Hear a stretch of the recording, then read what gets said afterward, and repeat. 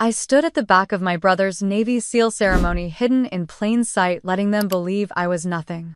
They didn't know I was a colonel in Air Force, special operations carrying secrets I could never tell, fighting battles they'd never see. Then the commanding admiral locked eyes with me, and everything I'd hidden threatened to shatter in front of them all. Have you ever been judged by your family for who they think you are while hiding who you really are? My name is Ava Halsten. I'm 35 and this is my story. I stood at the back of St. Twelfth Andrew's Chapel in Coronado, clutching the strap of my plain black purse so tight that my knuckles turned white. The air smelled like polished wood and salt drifting in from the bay, and the pews were packed with proud families leaning forward to catch a glimpse of their sons. My family was in the second row, close enough to the stage to hear every word, to see every medal pinned on crisp navy whites. They didn't see me. My brother Mason was standing up there, 30 years old, tall, strong, a newly minted Navy SEAL with a smile that could make my mother cry with pride. I saw Dad's shoulders straighten when Mason's name was called, saw Mom dab at the corners of her eyes with a tissue, saw their friends lean in to congratulate them softly. I adjusted the sleeves of my navy blue cardigan, the same one I wore to every family event, so they wouldn't comment on my clothes. It was the uniform of someone who blended in, someone who worked an insurance job in downtown San Diego, someone who was easy to ignore. "Lily, you made it." My mother's voice still rang in my head from the night before, the way she had sounded surprised when I confirmed I would attend. She hadn't meant to hurt me, but it was there, hidden in the way her eyes shifted when she looked at me, then back at Mason. Dad used to tell his Navy friends, "Lily has a sharp mind, but she doesn't have the discipline for service." They would nod politely, glance at me, then continue talking about deployments and strategy, the conversation never truly including me. They didn't know the truth. They didn't know about the mornings I ran before sunrise, the nights I fell asleep over textbooks on naval tactics, the day I received my acceptance letter to the Naval Academy with perfect scores, and how Dad's rare hug that day had made me. I believe I was finally enough. I thought back to that moment, now the way he had squeezed my shoulder and said, "Don't waste this opportunity." His voice was gruff, but I could see the pride in his eyes, the hope that I would follow in his footsteps, that I would carry the Halsten name with honor. And I did. For a while. Until the day I walked away and they decided I had failed them. They didn't know why. They didn't know that I had been pulled into a different world, one that required absolute silence and sacrifice, a world that demanded I let them believe I had quit, that I wasn't strong enough, that I wasn't them. The organ music played softly as Mason stood at attention, receiving his trident, his face composed, his posture perfect. Dad's hand rested on Mom's back as she sniffed, whispering to him, "He's made us so proud." I felt the familiar burn in my chest, the one that came every time they looked through me, every time they praised Mason while pretending I wasn't there. I wanted to clap for my brother, to cheer for him, but my hands wouldn't move. I wanted to walk up to Dad and tell him I was proud too, that I understood what it meant to serve, but my feet stayed rooted to the back of the chapel. I let a small smile cross my lips for Mason's sake, watching him stand tall under the California sun streaming through the stained glass, his eyes scanning the crowd for familiar faces. He wouldn't look back here. There was no reason for him to. A family in front of me cheered loudly, and for a moment the noise drowned out everything else. The pride, the joy, the laughter that filled the air, it all pressed against me like a weight I couldn't shake. I swallowed hard, shifting the strap on my shoulder, forcing myself to take a breath. It was just another day of pretending. Another day of letting them believe what they wanted to believe. I had made peace with that, or at least I thought I had. But as Mason stepped down from the stage, shaking hands with his commanders, I felt something crack quietly inside me, something I had kept locked away for too long. I had spent years wishing I could tell them the truth, but the truth could be more dangerous than any lie I had ever told. I stepped outside as the ceremony ended, letting the warm breeze hit my face, carrying the smell of salt and freshly cut grass from the nearby training field. Families gathered in clusters, hugging, laughing, taking photos to capture the pride of the day. I watched as Dad shook hands with Mason's commanding officer, clapping Mason on the back with that grin he saved for moments of real pride.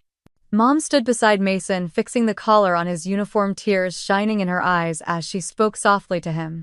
I could imagine what she was saying, how proud she was, how he was everything she had hoped for in a son. I watched as Mason nodded, leaning down to kiss her cheek, his eyes scanning the crowd, stopping for a moment as they found mine.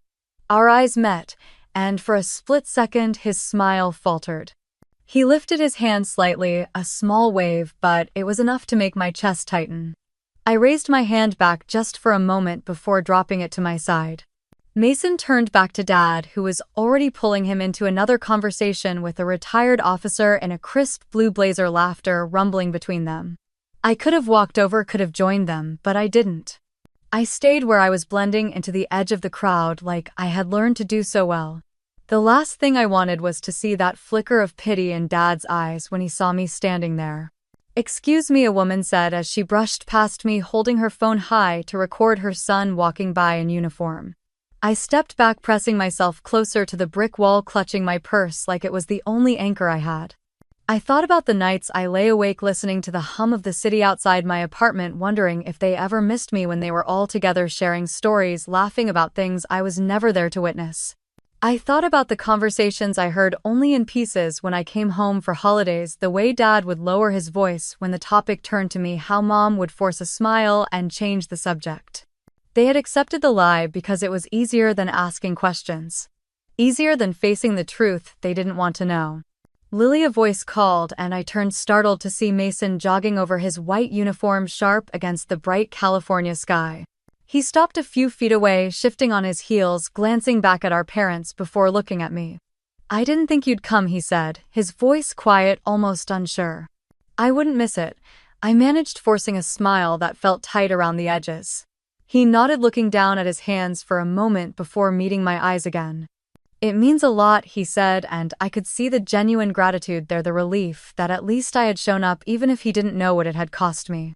"You deserve it," I said, swallowing the bitterness that rose when I saw the trident pinned to his chest, the symbol of everything our family valued, everything I had once dreamed of before my life had taken a turn I couldn't explain. "You look good," he said, awkward, unsure, his eyes scanning the crowd again. "Thanks," I replied softly, shifting my purse to my other shoulder. We stood in silence for a moment, the noise of the crowd swelling around us, people shouting congratulations, children laughing as they played tag around the adults' legs. "Mom and Dad would love to see you," Mason said, glancing back again, and I could see the hesitation in his eyes, the fear that I would say no. "I know," I said, and for a moment I almost stepped forward. Almost. But I didn't. "I should go," I said, instead, forcing my feet to move backward away from him, away from the crowd that felt like it was suffocating me. "Lily." He started, but I shook my head. "Congratulations, Mason." "I'm proud of you," I said, and I meant it. I meant every word, even if it hurt. He stood there watching me, confusion and hurt crossing his face before he nodded, forcing a small smile. "Thanks, Lily," he said quietly. I turned before I could change my mind, weaving through the crowd, past the balloons and the photographers, past the proud parents and the cheering siblings, until I stepped out into the sunlight and the quiet that came with leaving it all behind. As I reached my car, I looked back one last time, seeing Dad clap Mason on the back, Mom wiping another tear from her eyes. Mason looking around, searching for me in the crowd before giving up. I sat in the driver's seat, gripping the wheel, letting out a breath I didn't know I had been holding. I had spent years wishing I could tell them the truth, wishing I could explain why I walked away, why I had to let them believe I was a failure. But the truth could be more dangerous than any lie I had ever told. Have you ever been in a situation like this? Share in the comments. Don't forget to like and subscribe for more stories like this. They thought I quit. The truth was, I was chosen for a path they could never imagine. It happened during my third year at the Naval Academy, a cold January morning when the Chesapeake wind cut through my uniform as I ran before sunrise. I was 21, top of my class, focused on the future I thought I wanted. Every mile I ran, every textbook I studied was to prove to my father that I was worthy of the Halsten name. That morning after PT, two men in civilian clothes were waiting near the track. They asked for Lily Halsten, and when I raised my hand, they told me to follow. We walked to a small conference room in Bancroft Hall where a woman in an Air Force uniform waited, her hair pulled back tight, eyes sharp. She introduced herself as Colonel Mendez, told me they had been observing my performance, my aptitude in strategic simulations, my ability to see patterns where others saw chaos. She slid a folder across the table. Black cover, no markings, just my name on a white label. You have the skill set we need, Cadet Halsten, she said.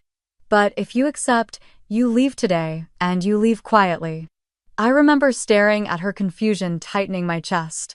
Leave the academy, it will appear that you quit, that you couldn't handle it, she said, her eyes never leaving mine. It's the only way this works.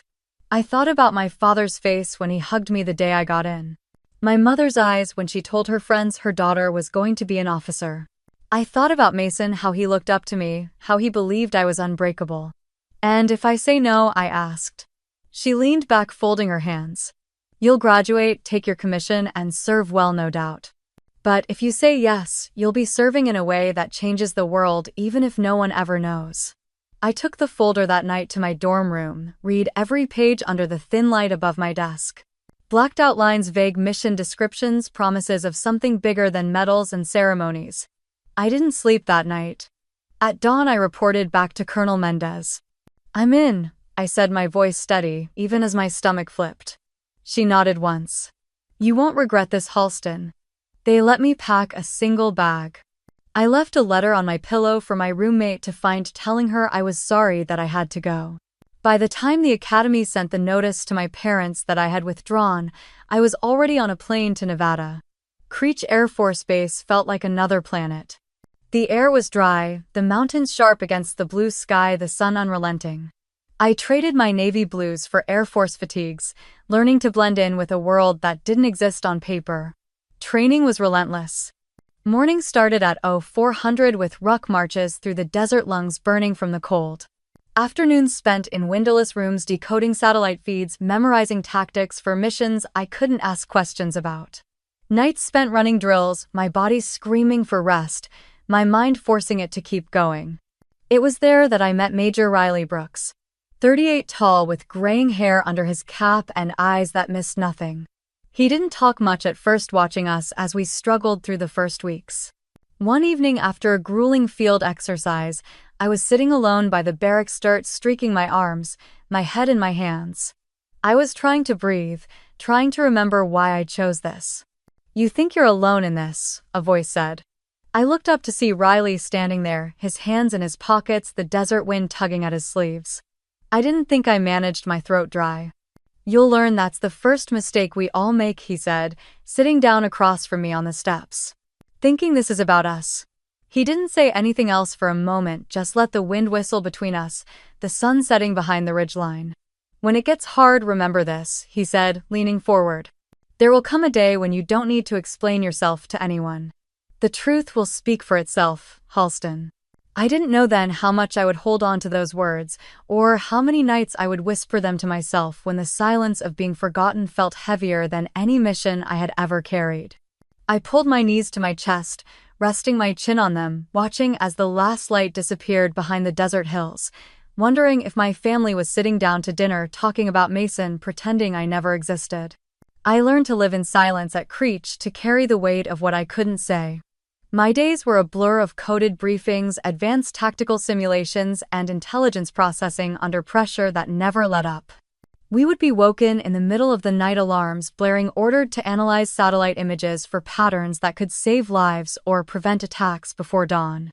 I learned to see the world in layers, every movement, every shadow, telling a story if you looked closely enough. Riley was there through it all. He would stand behind me during simulations, watching as I pieced together fragments of intercepted communications. I could feel his presence, the silent nod when I cracked a sequence no one else saw. You have a mind built for this, he told me once, his voice low so only I could hear. Don't waste time wishing for a normal life when you were never meant for one. I stopped calling home after the first few months. There was nothing I could say without lying, nothing they would understand. Mom would leave voicemails, her voice soft, asking if I was eating enough, if I needed money, if I was happy. Dad rarely called, but when he did, it was always the same. Lily, you should come home from Mason's ceremony, he would say. It would mean a lot to him. It never sounded like it would mean anything to him. I would sit on my bunk after training, phone in my hand, listening to the message again before deleting it, pressing the screen until the light went dark. Riley found me like that one night, the phone still in my hand, my eyes unfocused. "Family?" he asked, leaning against the doorway. "Yeah," I said, my voice tight. He studied me for a moment before stepping into the room, closing the door behind him. "You know what the hardest part of this job is?" he asked, pulling up a chair across from me. "What?" I asked, tired. "Letting them believe you're less than you are," he said, folding his arms. "It's easier for them. It's safer for the work. But it doesn't get easier for you." I looked down at my hands, the small scars from weapons training, the bruises from grappling drills that would take weeks to fade. "I thought it would," I admitted. He nodded once. "It won't. But you learn to live with it." There was a long silence before he spoke again, his voice softer. "When you're out there and it's just you, the mission and the choice between doing the right thing and staying alive, you'll know it was worth it," he said. "And one day when the time is right, you won't need to say a word. They'll see it." I didn't know if I believed him then, but I held on to that promise like a lifeline. We trained for months before I was deployed on my first operation, a low-visibility extraction in Eastern Europe. Riley was there briefing the team, reminding us of the stakes, reminding us of the silence we would carry back with us. "You good, Halsten?" he asked, as I checked my gear before boarding the plane. "I'm ready," I said, and I meant it. The mission was brutal, fast, cold. We moved through frozen streets under moonlight, pulling a target out from a safe house before dawn. Every step, every breath felt like glass in my lungs, but I didn't stop. I couldn't. When we returned, Riley handed me a coin, a small challenge coin with an eagle etched on it. "Don't lose it," he said. "You've earned it." That night, I lay on my bunk, the coin in my hand, listening to the silence around me. Outside, the Nevada wind howled across the empty desert, and I wondered if Mason was looking up at the same moon, if he was getting ready for his own missions, never knowing his sister was out there too. I didn't know how long I could keep living in their eyes as a failure, hiding everything I was becoming in the shadows, swallowing every truth I wanted to tell. But I did know one thing. I wasn't quitting. And I wasn't done. Have you ever had to let people believe the worst about you to protect something bigger? Share in the comments. Don't forget to like and subscribe for more stories like this. While they thought I was working at an insurance office, I was leading rescue missions in the dark. They called it Tavros Operation. Syria, near the Turkish border, where children were being held in a crumbling building that had once been a school. Intelligence confirmed their location, but the window to extract them was closing fast. We flew in under moonlight, the rotors cutting through the cold desert air. I checked my gear, checked my weapon, ran the plan through my mind like a prayer. Riley was next to me, his eyes sharp even under the dim red light. "Stay sharp, Halsten," he said, checking the straps on his vest. "No heroes tonight." "I hear you," I said, though we both knew we were walking into chaos. The landing was rough, dust and sand filling the night as we stepped onto Syrian soil. We moved fast, cutting through alleyways, each step measured, each shadow a potential threat. Gunfire echoed in the distance as we approached the building, the air thick with smoke and the sharp scent of burnt rubber. My heartbeat was steady, my focus locked on the mission, on the children inside who didn't even know we were coming for them. We breached the door, flashbangs lighting up the darkness, screams following as we cleared room after room. I heard Riley's voice in my earpiece, calm and direct, calling out positions, confirming our movements. I found them in the basement, huddled together, their eyes wide, faces smudged with dirt and fear. They couldn't have been older than 10. I knelt down, lowering my weapon. "You're safe now," I whispered, trying to keep my voice steady. "We're getting you out." I led them out, shielding them as gunfire ripped through the air above us. Dust fell from the ceiling, screams echoing as we moved. I heard Riley shout behind me, a sharp curse followed by the crack of gunfire. I turned to see him go down, a spray of blood on the wall, his body hitting the ground hard. "Riley," I shouted, shoving one of the children toward another operator. I ran back, dropping to my knees, pressing my hand to the wound in his side. "Don't you dare," I hissed, pulling gauze from my pack, pressing it down hard. His eyes were open, pain flashing across his face. "Get them out." "Halsten," he gasped. "Not leaving you," I said, my hands working, blood soaking through the gauze, hot and sticky against my gloves. The building shook as another explosion hit nearby, dust and debris falling around us. The radio crackled in my ear, calls for exfil for us to move, to leave. "Move, Lily," Riley shouted, grabbing my wrist with surprising strength. I looked at him, at the fear in his eyes, the fear not for himself but for the mission, for the kids, for me. I pressed another bandage down, securing it, and grabbed his vest.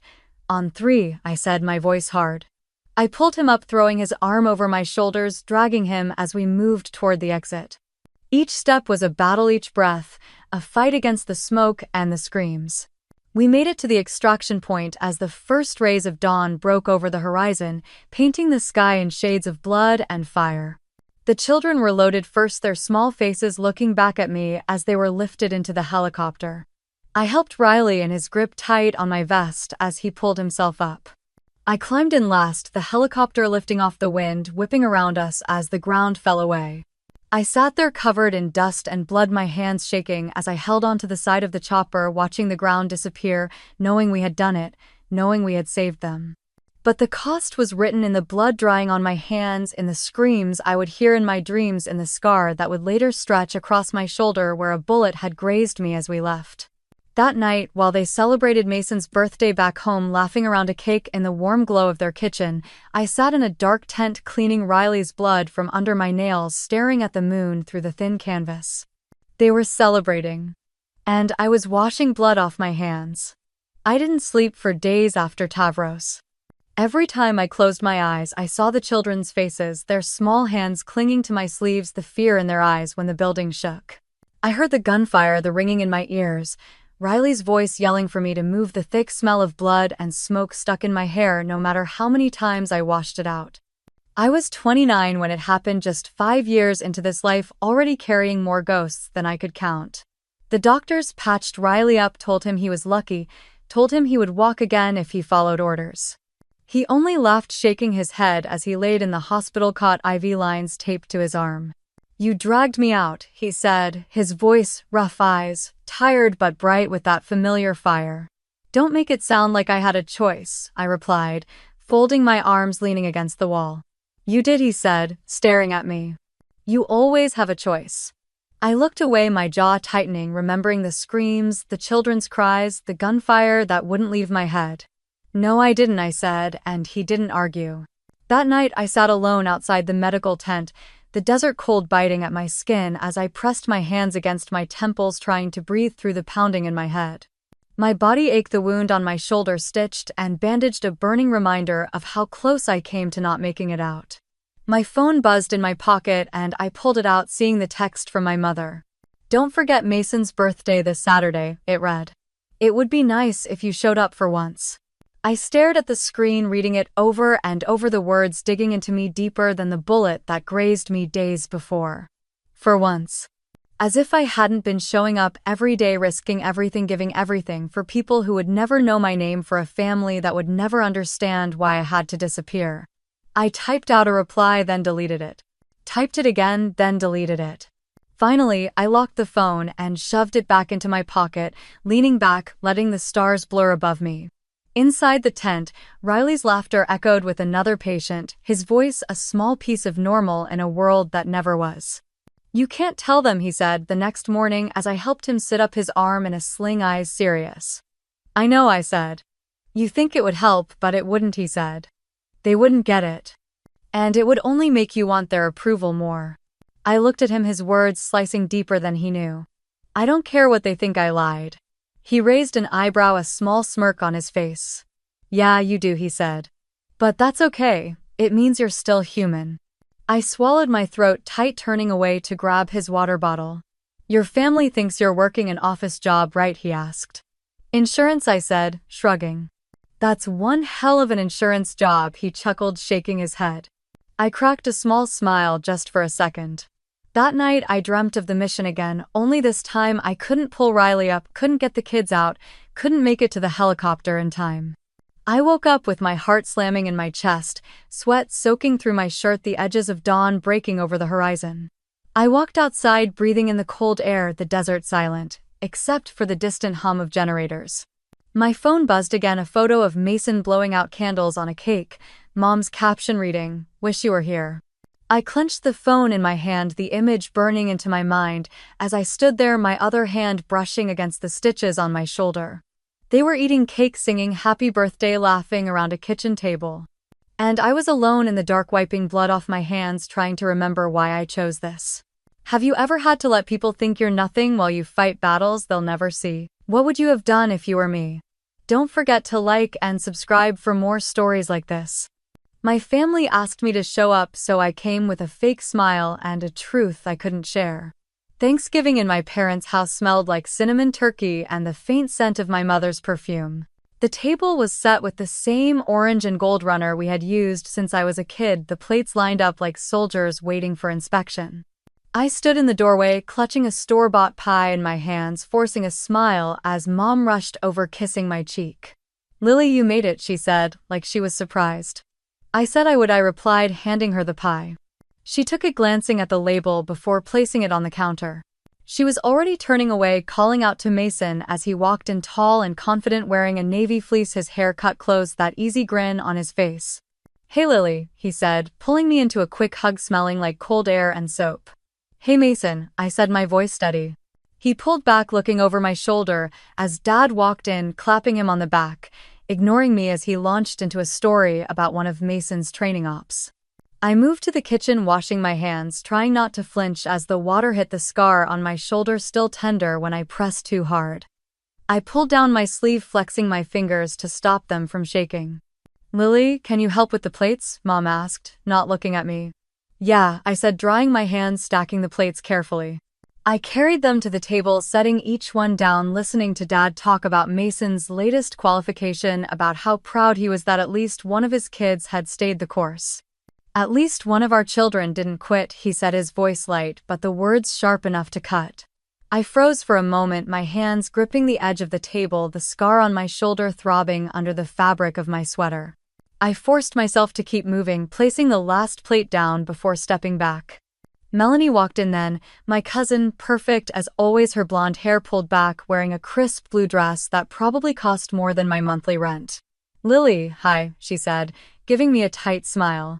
"Still working at that insurance place, right? Must be nice, no stress." She didn't wait for me to answer before turning to Mason, her face lighting up. "And Mason, my God, you look amazing in uniform," she gushed, touching his arm lightly. "We're all so proud of you." I swallowed, the taste of bitterness sharp in my mouth. Mason glanced at me, a flicker of discomfort in his eyes, before he smiled at her. "Thanks, Mel," he said, his voice easy. I turned away, moving back to the kitchen, pulling my phone out, my hands trembling as I unlocked the screen. Riley's message popped up. "You okay?" it read. I stared at it, the words blurring for a moment. Still breathing, I typed back, then deleted it. I typed again. "Fine," I sent, pressing send before I could change my mind. I slipped the phone back into my pocket, taking a deep breath, letting the noise of the family fill the space around me. The laughter, the clinking of glasses, the sound of the football game playing in the living room. Mom called us to the table, telling everyone to sit down to grab their wine glasses for a toast. I found a seat at the far end next to the window, where I could see the cold wind moving the bare branches outside, the sky darkening as the evening crept in. Dad stood lifting his glass, looking at Mason with that same pride I remembered from years ago. "To Mason," he said, his voice strong. "For making us proud." Everyone raised their glasses, clinking them together, smiling, the glow of the lights reflecting off the wine. I lifted mine, forcing a smile, feeling the scar on my shoulder burn under my sweater as I moved. I couldn't tell them that while they cut the pie, while they laughed and cheered Mason's accomplishments, I was somewhere else, dragging children out of illegal prisons, running through gunfire, saving lives they would never know existed. I couldn't tell them. And that was the hardest part. The plates clattered as Mom began serving slices of turkey, her voice light, telling Mason to take more, telling Melanie how glad she was to see her again. The smell of rosemary and butter mixed with the faint scent of the candles burning on the table. I passed the mashed potatoes to Mason, our hands brushing for a moment, and he looked at me, really looked at me before looking away. I wondered if he ever questioned why I was so quiet, why I never talked about work, why I avoided questions with practiced ease. "Lily, you're awfully quiet tonight," Melanie said, taking a sip of her wine, her eyes sharp as she tilted her head. You must have some fun stories from your office. Or is it just paperwork and phone calls all day? I forced a small laugh, pushing a piece of turkey around my plate. Mostly paperwork, I said, my voice even. Must be nice, she replied, her smile tight. Not having to worry about deadlines that actually matter. Mason cleared his throat, shifting in his chair, but said nothing. Dad leaned back, folding his arms across his chest, looking at me. Your mother tells me you're still at that insurance place, he said, his tone casual, but the weight of the words pressed into me like a stone. You ever think about doing something different? Something with purpose? I swallowed the fork heavy in my hand, the scar on my shoulder pulsing under my sweater. I like what I do, I lied. Dad nodded slowly, taking a sip of his drink, his eyes sliding back to Mason. Well, at least one of my kids stuck it out, he said, raising his glass again. The silence that followed was loud, pressing against my ears, making the room feel too small. Mom looked down at her plate, her fork trembling slightly, but she didn't say a word. I took a sip of water, letting it cool the burn in my throat, letting it wash down the anger that was bubbling, the urge to scream the truth into the air to force them to see me. I looked at Mason, who was staring at his plate, his jaw tight, his hand gripping his fork. For a moment, his eyes met mine, something flickering there, something like regret, before he looked away. My phone buzzed in my pocket, and I pulled it out under the table, angling the screen away as I read Riley's message. Hang in there, it said. 2 words, but they were enough. I typed back, my fingers trembling. Trying, I sent, locking the phone before slipping it back into my pocket. Mom started talking about Christmas plans, about decorating the house, about Mason coming home for a few days, about how nice it would be to have everyone together. Everyone. I pushed my chair back quietly, standing up, collecting a few empty plates to take to the kitchen. I'll help, Mason said, standing up as well, grabbing a few glasses. We walked into the kitchen, the noise of the dining room fading behind us. The water ran as I started rinsing the plates, the steam rising around us. You don't have to take it, Mason said, quietly setting the glasses down. I didn't look at him. It's fine, I said. It's not, he said, his voice low. Dad shouldn't have said that. I turned off the water, setting a plate down, carefully wiping my hands on a towel. It's not your fault, I said, finally looking at him. He opened his mouth, then closed it, shaking his head. You're here, he said. That counts for something. I wanted to tell him that being here was the hardest thing I had done in months, that it was easier to run into gunfire than to sit at that table and listen to them praise him while pretending I didn't exist. But I didn't. I nodded, forcing a smile. Yeah, I said. It does. We stood there for a moment, the hum of the dishwasher filling the silence, the voices from the dining room drifting through the doorway. And I couldn't tell them that while they were cutting pie and pouring coffee, I had been halfway across the world, pulling children out of illegal prisons, dragging wounded teammates to safety, stitching wounds in the dark while praying they wouldn't die. I couldn't tell them. And I didn't know how much longer I could keep it in. Have you ever been in a situation like this? Share in the comments. Don't forget to like and subscribe for more stories like this. The day Ethan received his SEAL trident was the day I planned to disappear into the crowd one more time. Coronado was bright that morning, the California sun sharp against the ocean breeze, flags snapping in the wind. Families were everywhere, hugging sons in uniform, snapping photos, laughter mixing with the distant cries of seagulls. I stood at the back wearing a plain black jacket and jeans, hair pulled back, sunglasses hiding tired eyes. I kept my hands in my pockets, rolling the edge of the scar on my shoulder between my fingers as I watched. Mom was near the front, her navy dress, pressed hair curled, dabbing tears from her eyes with a small tissue. Dad stood beside her, his posture straight, a hint of his old navy bearing in the way he stood with his hands behind his back. They were smiling at Ethan, who stood in formation with the others, the gold SEAL trident pinned to his chest, his face serious, proud. He glanced up once, scanning the crowd, but his eyes moved past me, not stopping, not seeing. That was safer anyway. I had promised Riley I would keep my distance. If they see you, if the wrong person recognizes you, you might have to leave immediately, he had said, his voice low over the phone the night before. I know, I told him, looking out the window of my small apartment, the city lights blurring in the darkness. I won't let it happen. I meant it too. I didn't plan to stay long, just enough to see Ethan receive the pin, to watch Mom's hand fly to her mouth, to see Dad's eyes soften, to know that at least one of us was giving them the moment they wanted. A man stepped up to the podium, the medals on his uniform glinting in the sun. His voice carried over the crowd as he spoke of honor, sacrifice, and brotherhood. I recognized him instantly, the way he stood, the way he paused before each word. Admiral Carter. 56, steel gray hair eyes that saw everything, a voice that could calm chaos with a single command.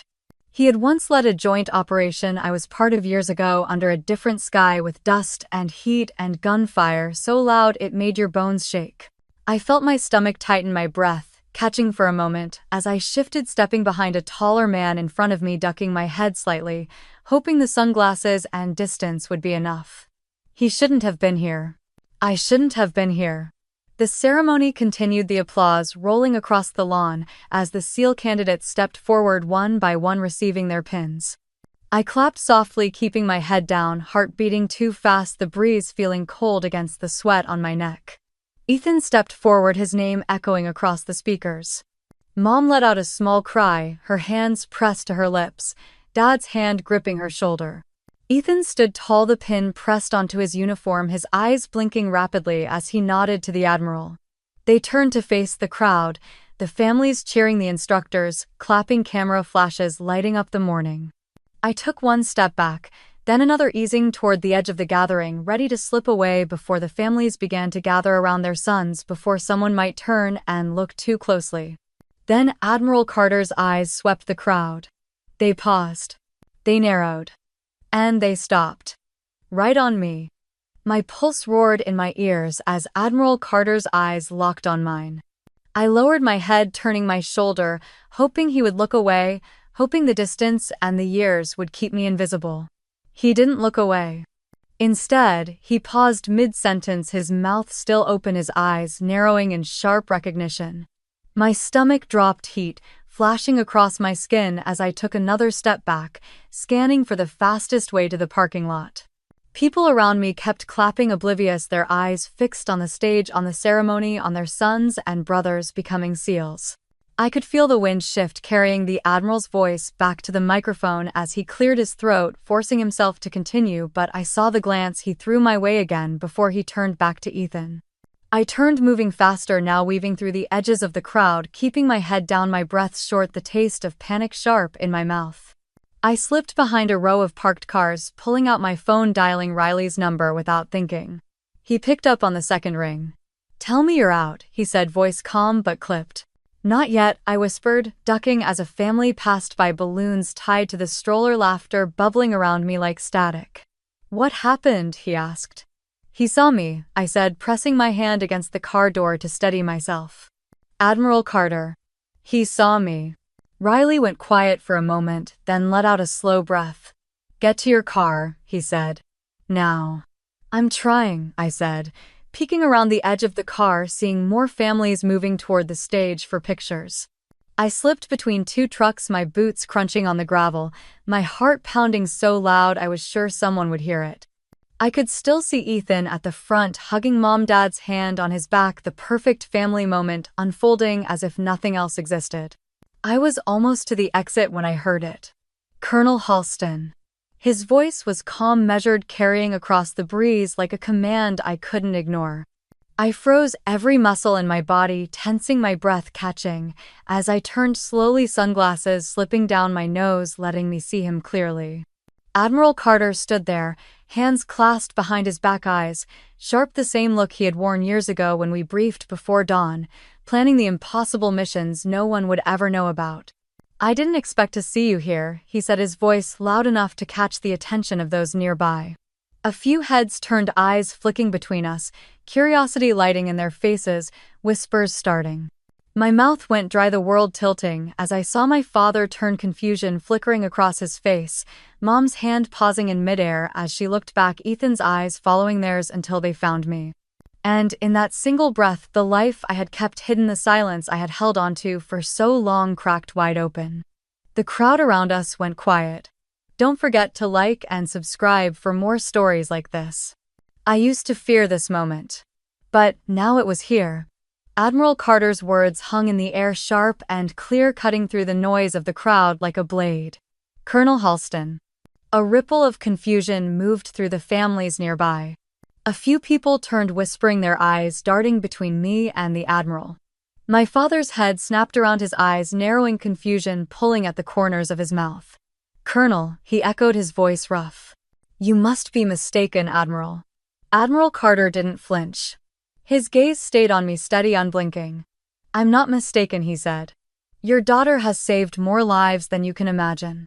She's led teams into places most won't even speak about. She's pulled out men who are as good as dead, including teammates your son trained with." I felt the world tilt, the breeze cold on my face as the blood rushed in my ears. My father opened and closed his mouth, his jaw working as he looked from the Admiral back to me. Mom's hand flew to her mouth, her eyes wide, the color draining from her face.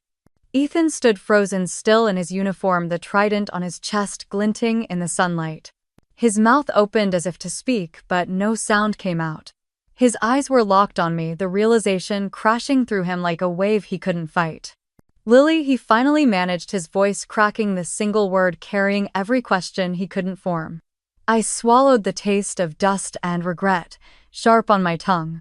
My hands were shaking at my sides, and I curled them into fists, feeling the scar on my shoulder pull tight under the fabric of my jacket. I looked at the Admiral, then at my family, at Ethan's pale, stunned face. This was the moment I had tried to avoid, the truth I had buried under years of silence and sacrifice. And I was done hiding. My father shook his head once, as if trying to clear it. "Admiral, I don't understand," he said, his voice low, controlled, the way he always spoke when he was trying to keep order. Mom's eyes darted between us, her lips trembling, her hand gripping the small cross necklace at her throat. "What is he talking about, Lily?" she whispered, her voice breaking on my name.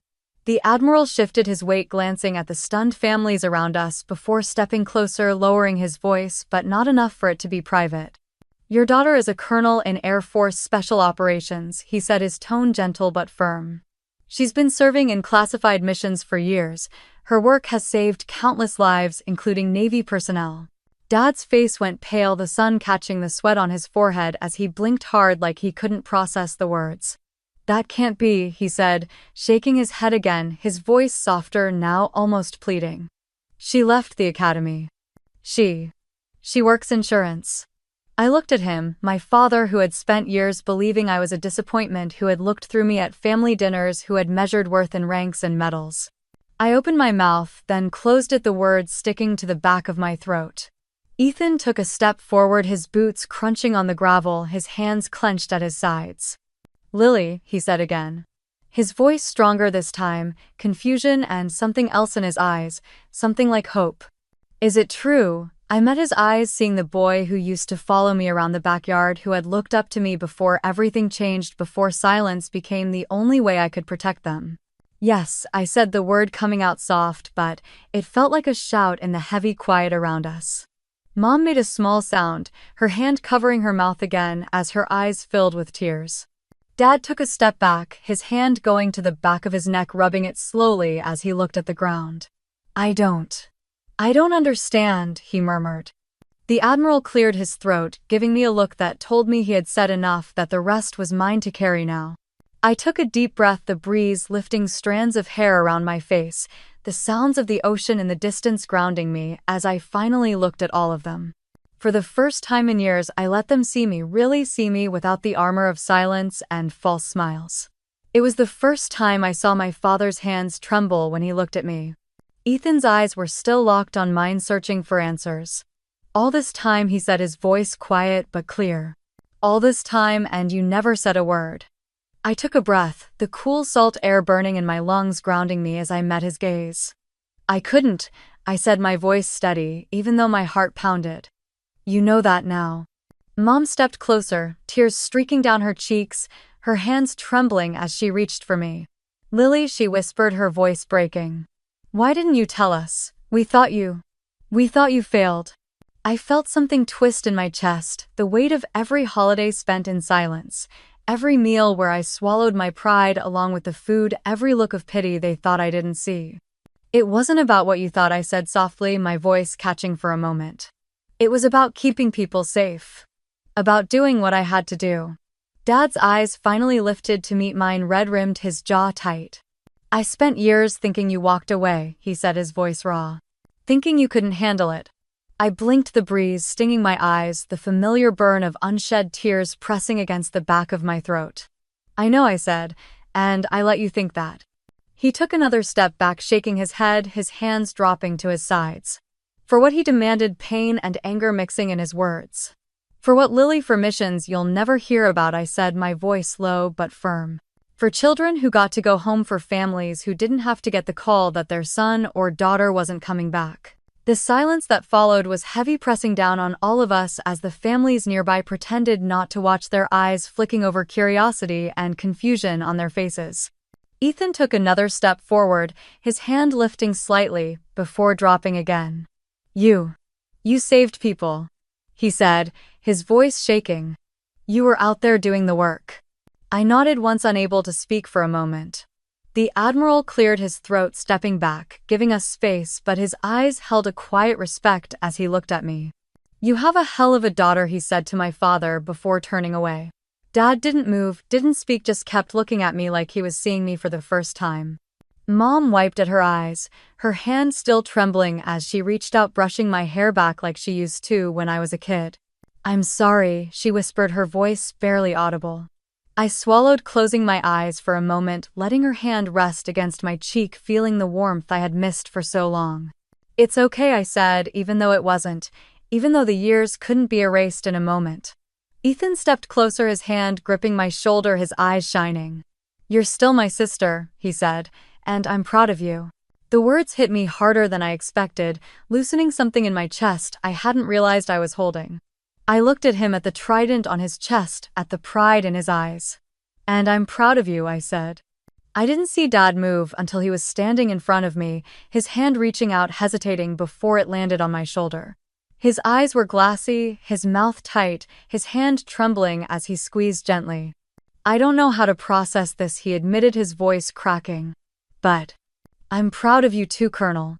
It was the first time he had ever called me by rank, the first time he had ever seen me beyond the daughter he thought had failed. And it was the first time I saw my father's hand shake when he looked at me. Have you ever had to carry a truth alone until it broke you open? What would you have done if you were me? Don't forget to like and subscribe for more stories like this. When the truth came out, silence turned into blades, cutting deep into memory. We stood in the parking lot after the ceremony, the sun dipping lower, painting everything in gold that felt too warm for how cold it was between us. Mom wiped at her eyes, her mascara smudged, her shoulders shaking as she tried to catch her breath. Why, Lily, she whispered, her voice breaking, her hands clutching each other like she was holding herself together. Why did you let us think you were a failure? I looked at her, at the lines on her face I hadn't seen before, at the pain I had caused without ever meaning to. Because I had to, I said, my voice calm but tired. Because it was the only way to do what I needed to do. Dad paced a few steps away, running a hand through his hair, letting out a breath that sounded like a curse.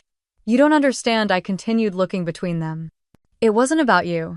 It wasn't about proving anything. It was about protecting people, about missions that needed to stay buried for them to succeed. Mom shook her head, tears falling again, her mouth opening, closing, searching for words she couldn't find. We could have supported you, she said, finally, her voice small. No, Mom, I said softly. You couldn't. It wasn't safe. Ethan shifted beside me, his hands shoved into his uniform pockets, his eyes red. All those times He started swallowing hard. All those times I made jokes about you wasting your life, about you not having what it takes. He couldn't finish, dropping his gaze to the gravel at his feet. Ethan, I said, stepping closer, forcing him to look at me. You didn't know. None of you did. And that's how it had to be. He lifted his eyes, pain and shame swimming there, his jaw tightening. I'm sorry, he whispered, his voice hoarse. I didn't know. I placed a hand on his shoulder, squeezing it, letting him know it was okay, even if the ache in my chest said it would never fully be. Dad finally stopped pacing, turning to face me, his eyes shining in the fading light. I don't know what to say, he said, his voice rough. All these years I thought I was teaching you about service, about duty. His hand shook as he extended it toward me. And all this time you were living it, he said, his voice cracking. Colonel Halsten, I'm proud of you. I took his hand, gripping it firmly, feeling the tremble, seeing the pride and regret in his eyes. It was the first time he had ever said those words to me. I held his hand for a moment, feeling the roughness of his skin, the weight of years we had both spent chasing different kinds of honor. His eyes met mine, and for the first time in a long time I saw understanding, even if it came wrapped in confusion. Mom stepped forward, placing a hand on Dad's arm before reaching for me, pulling me into a hug that felt desperate and careful at the same time. I just wish you didn't have to carry it alone, she whispered into my hair, her breath shaky, her tears warm against my neck. I closed my eyes, letting myself feel it for a moment, letting the warmth seep in, even as guilt twisted inside me. I wasn't alone, Mom, I said quietly. She pulled back just enough to look at me, confusion flashing across her tear-streaked face. I had people, I said, thinking of Riley, of the team, of the quiet nods exchanged, before missions of the hands that pulled me up when I was too tired to stand. Ethan wiped at his face with the back of his hand, clearing his throat before speaking again. What happens now? He asked, his voice uncertain. I mean, do you have to leave again? I looked at him, my little brother who had grown into a man while I was gone, who had found his own way to serve while I was serving in shadows. I don't know, I admitted, the honesty feeling heavy but clean. This changes some things, but not everything. Dad let out a breath, shaking his head with a small, rueful smile. I spent years teaching you about duty, Lily, he said, looking down for a moment before meeting my eyes again. But you were out there living it, doing more than I ever did. His hand landed on my shoulder, squeezing it with a firmness that felt like acceptance. I don't know how to be proud and angry at the same time, he said, a broken laugh slipping through. But I am. My phone buzzed in my pocket, breaking the moment. I pulled it out, seeing Riley's name on the screen, a simple message glowing back at me. You good? I stared at it, my thumb hovering over the screen before I typed back. I think so, I sent. Almost immediately another message appeared. I knew you needed this. Proud of you. I let out a breath I didn't know I was holding, slipping the phone back into my pocket as I looked at my family standing in the golden light of the California evening, forever changed by a truth that had lived in silence for too long. But even as I stood there, their eyes finally seeing me, I knew deep down that nothing would ever be the same again.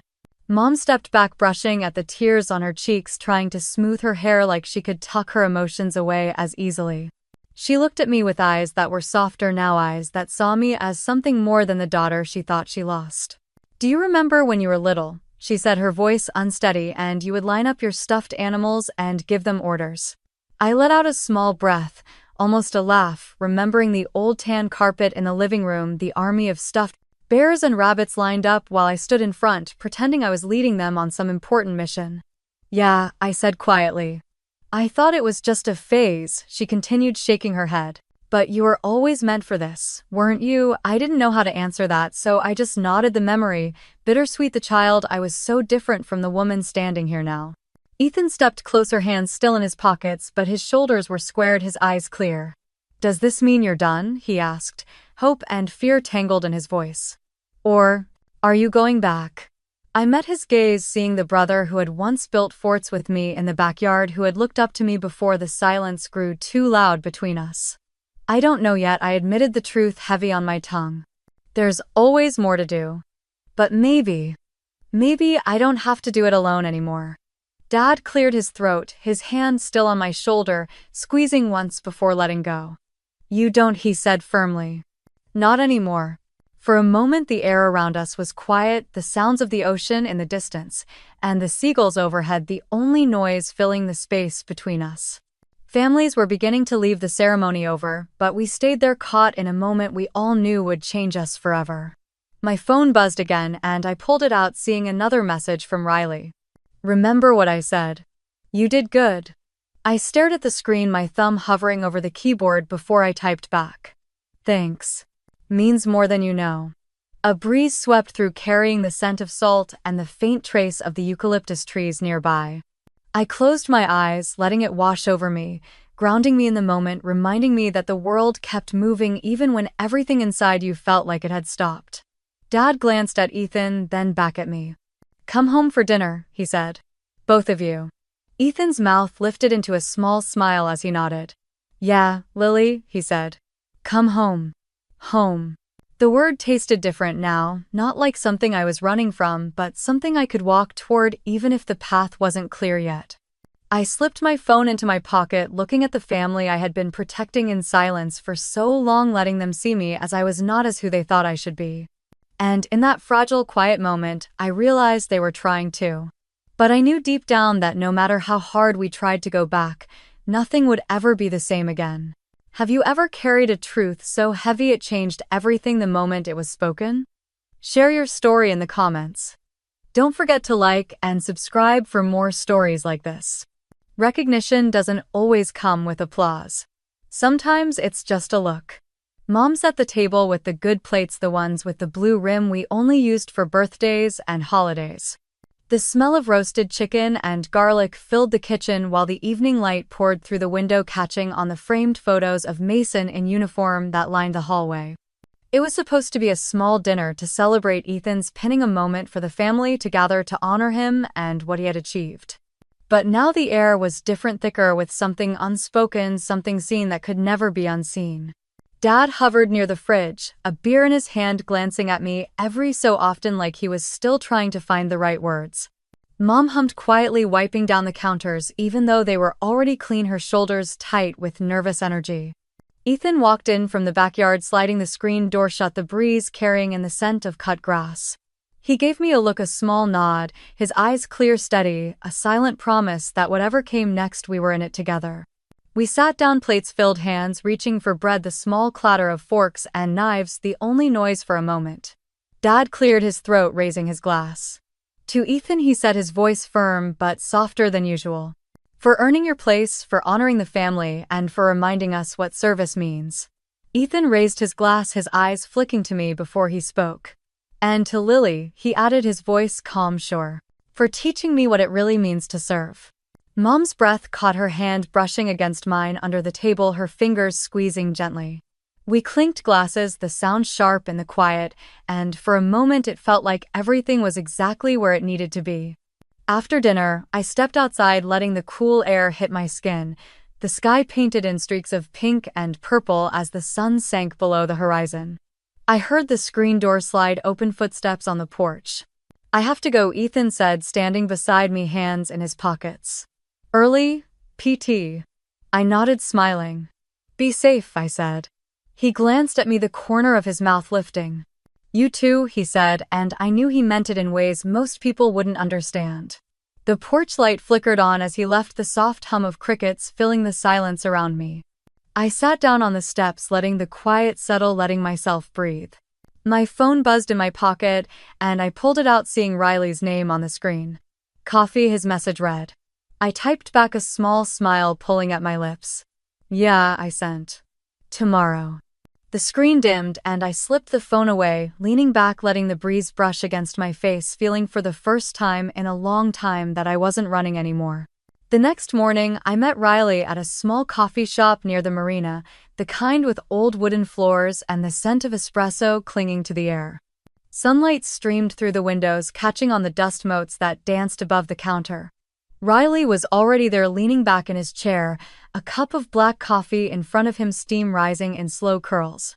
He looked the same as always, calm, steady, with eyes that missed nothing. You look like you finally slept, he said, nodding toward the chair across from him. Maybe a little, I replied, dropping into the seat, wrapping my hands around the warm cup the barista had handed me. We sat there for a moment, the sounds of milk steaming and soft conversation around us, the world moving on while we held onto this small, quiet space. So he said, tapping the side of his cup. They know. They know, I echoed, letting the words settle. And you're still standing, he said, a small smile pulling at the corner of his mouth. I laughed softly, shaking my head. Barely, I said. He nodded, taking a sip of coffee before setting it down, his eyes meeting mine. It's time, Lily, he said, his voice gentle but firm. Time to live as yourself, even if you still have to stay quiet about the details. I looked out the window, watching the boats rock in the marina, the sails catching the morning breeze. I don't know if I know how to do that, I admitted, my voice low. You do, he said. You've always known. I took a breath, letting it out slowly, the warmth of the coffee grounding me.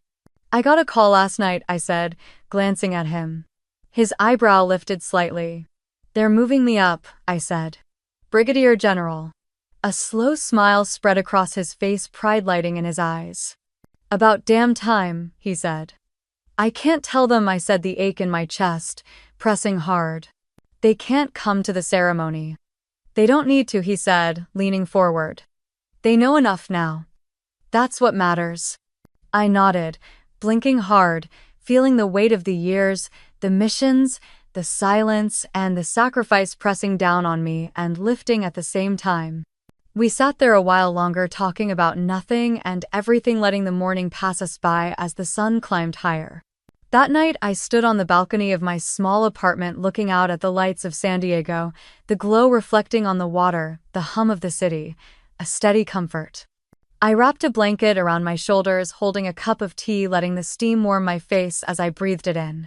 For the first time in years, I wasn't hiding who I was from the people who mattered. For the first time, I wasn't carrying it alone. I let a small smile slip onto my lips, letting the quiet wash over me, letting the weight lift piece by piece. And for the first time, I felt peace. Have you ever been misjudged by your family because they didn't know who you truly were? Share your story in the comments. I want to hear it. Don't forget to like and subscribe for more stories like this.